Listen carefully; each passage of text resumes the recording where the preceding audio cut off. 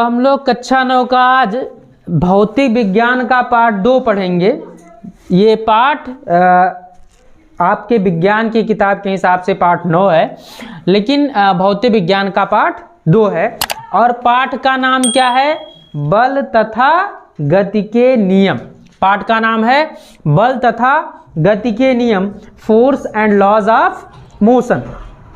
तो सबसे पहले इसमें हम क्या पढ़ेंगे? बल। तो बल क्या है? बल, फोर्स।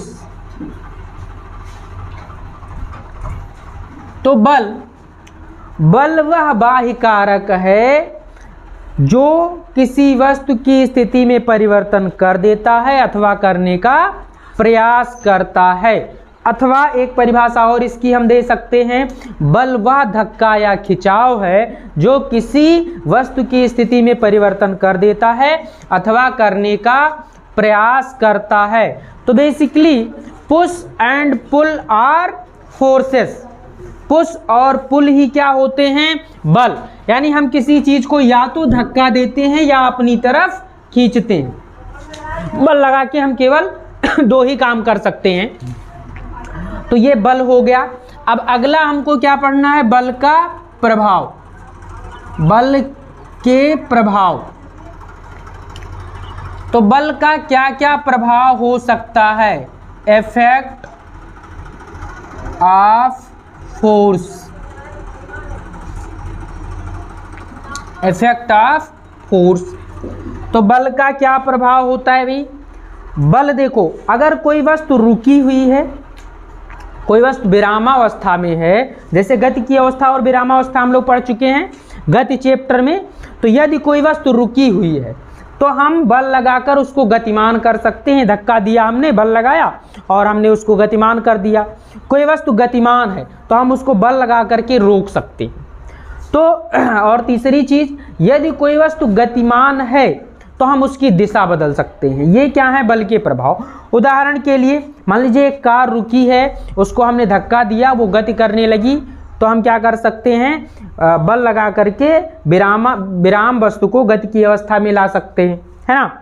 दूसरी चीज देखिए, बल किसी गतिमान वस्तु को विरामावस्था में ला सकता है। हमने ब्रेक लगाया, ब्रेक क्या बल ही तो अप्लाई करता है। चलती हुई गाड़ी में हमने ब्रेक लगाया तो ब्रेक से बल लगा जिसके कारण गाड़ी रुक गई। बल क्या कर सकता है? किसी गतिमान वस्तु की दिशा को बदल सकता है। उदाहरण के लिए एक बॉलर ने बॉल को फेंका और बैट्समैन ने उसको हिट किया, समझ रहे हैं।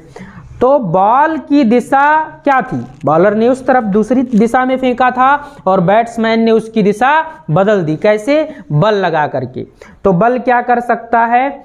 बल किसी गतिमान वस्तु को विरामावस्था में ला सकता है।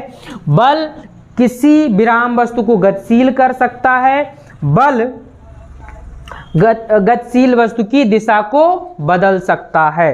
तो बल क्या है? बल वह बाह्य कारक है जो किसी वस्तु की स्थिति में परिवर्तन कर सकता है अथवा करने का प्रयास करता है। या बल वह धक्का या खिंचाव है जो किसी वस्तु की स्थिति में परिवर्तन कर देता है अथवा करने का प्रयास करता है। नेक्स्ट आपको पढ़ना है बल के प्रकार। तो बेसिकली बल 2 प्रकार के होते हैं। बल के प्रकार, ठीक है। Types of force. Types of force. तो देखिए बल के प्रकार। तो बल बेसिकली कितने प्रकार के होते हैं? 2 प्रकार के। एक का नाम है संतुलित बल। एक का नाम क्या है? संतुलित बल। इंग्लिश में इसे क्या बोलेंगे? बैलेंस्ड। BALANCED, balanced force. और दूसरा क्या है?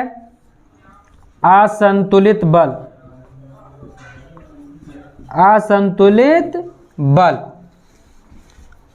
इसको अनबैलेंस्ड फोर्स। तो असंतुलित बल और संतुलित बल। बल कितने प्रकार के हो गए? 2 प्रकार के। तो देखिए असंतुलित बल और संतुलित बल क्या है? जैसे यदि किसी वस्तु पर दो या दो से अधिक बल कार्य कर रहे हों और उनका परिणामी बल शून्य हो।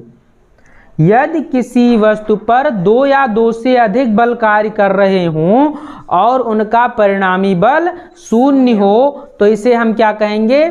संतुलित बल। यदि किसी वस्तु पर दो या दो से अधिक बल कार्य कर रहे हों और उनका परिणामी बल शून्य ना हो तो ऐसे बल को हम क्या कहेंगे? असंतुलित बल। उदाहरण के लिए जैसे रस्साकसी का खेल आप लोगों ने देखा होगा, और नहीं देखा होगा तो किताबों में तो आपके बताया गया है, उदाहरण दिया गया है। रस्साकसी के खेल में एक तरफ कुछ लोग पकड़ के रस्सी को खींचते हैं और दूसरी तरफ, और दोनों लोग एक दूसरे को जब तक या हाँ, तो मैंने आप लोगों के लिए परिभाषा लिख दिया है।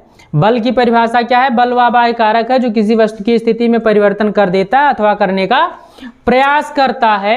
बल वह धक्का या खिंचाव है, एक परिभाषा ये भी है, जो किसी वस्तु की स्थिति में परिवर्तन कर देता है अथवा करने का प्रयास करता है।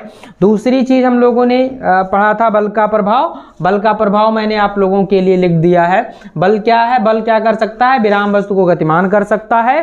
बल किसी गतिशील वस्तु को विरामावस्था में ला सकता है। बल किसी गतिमान वस्तु की दिशा को परिवर्तित कर सकता है। फिर आगे है बल के प्रकार। तो बल का प्रकार मैंने बताया था, बल दो प्रकार के होते हैं, संतुलित बल और असंतुलित बल।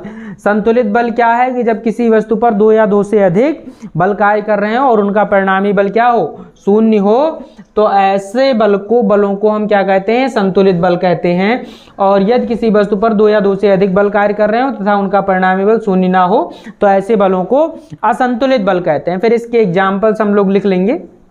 जैसे रस्साकसी के खेल में जब तक दोनों टीमों में से कोई एक हारता नहीं है तब तक बल कैसा होता है? संतुलित। और यदि दोनों टीमों में से एक टीम वीक पड़ गई, कमजोर पड़ गई, और दूसरी टीम ने उसे अपनी तरफ खींच लिया तो ये बल क्या हो जाएगा? असंतुलित हो जाएगा। इसके बाद हम लोग पढ़ेंगे गति के नियम। तो गति का नियम क्या है? न्यूटन के गति विषयक नियम। तो पहला नियम है जिसे जड़त्व का नियम भी कहते हैं। पहला नियम ये है कि यदि कोई वस्तु विरामावस्था में है तो विरामावस्था में रहना चाहती है, और यदि कोई वस्तु गतिशील अवस्था में है तो उसी वेग से गतिमान रहना चाहती है जब तक कि उस पर कोई बाह्य बल ना लगाया जाए। ये हम लोग पढ़ेंगे। दूसरा नियम क्या है? F बराबर ma। किसी वस्तु पर लगाया गया बल उसके द्रव्यमान तथा त्वरण के अनुक्रमानुपाती होता है। ये दूसरा नियम है। तीसरा नियम ये है कि प्रत्येक क्रिया के बराबर एक विपरीत प्रतिक्रिया होती है। क्रिया प्रतिक्रिया का नियम भी इसे हम कहते हैं। यदि हम किसी वस्तु पर बल लगाते हैं तो वह वस्तु भी उतना ही बल विपरीत दिशा में लगाती है। इसे क्रिया प्रतिक्रिया का नियम कहते हैं। और इसके बाद हम लोग इनके उदाहरण को समझेंगे, क्रिया प्रतिक्रिया नियम को और डिटेल से समझेंगे अगले वीडियो में। और ये चीज़ें आपको उम्मीद करता हूँ कि आप लोगों को समझ में आ गई होंगी। और यदि नहीं समझ में आई हैं तो आप लोग कमेंट करके ज़रूर बताएं हमें, ताकि इसमें और हम सुधार कर सकें। ठीक है, थैंक यू।